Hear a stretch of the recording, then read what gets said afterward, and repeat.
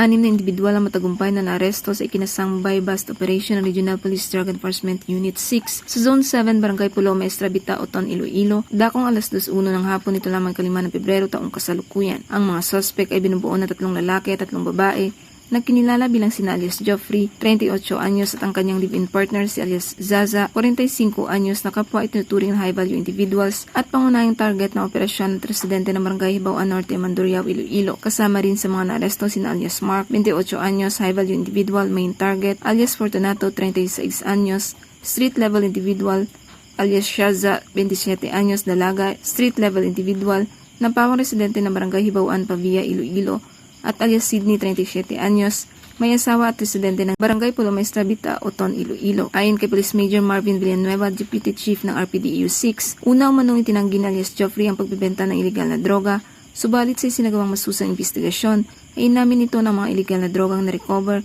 ay dinalaon niya ng kanyang kaibigan sa nasabing lugar. Ayon pa kay Police Major Marvin Villanueva, sinabi niyang umabot ng halos 1 buwan ang isinagawang surveillance at monitoring na naisakatuparan ang operasyon.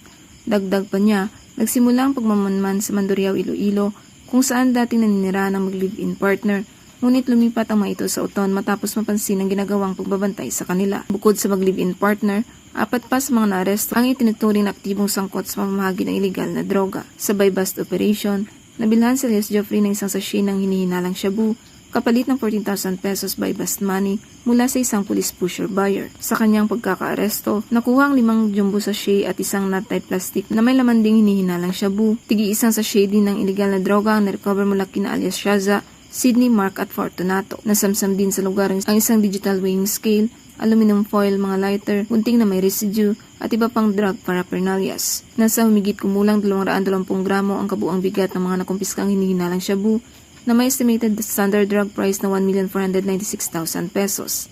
Sa kasalukuyan nasa kustudiya ng Oton Municipal Police Station ang mga suspect at maharap sa kasong paglabag sa Republic Act 9165 o Comprehensive Dangerous Drugs Act of 2002. Ang matagumpay na buy-bust operation na ito ay patunay ng patuloy at masusing kampanya ng kapulisan laban sa iligal na droga sa rehiyon, isang malaking hakbang upang mapigilan ang pagkalat ng ipinagbabawal na gamot sa komunidad. Mula dito sa Police Regional Office 6, sa Inyong Police News Network Correspondent, Patrolwoman Julibel Alvior, alagad ng batas, tagataguyod ng balitang pulis.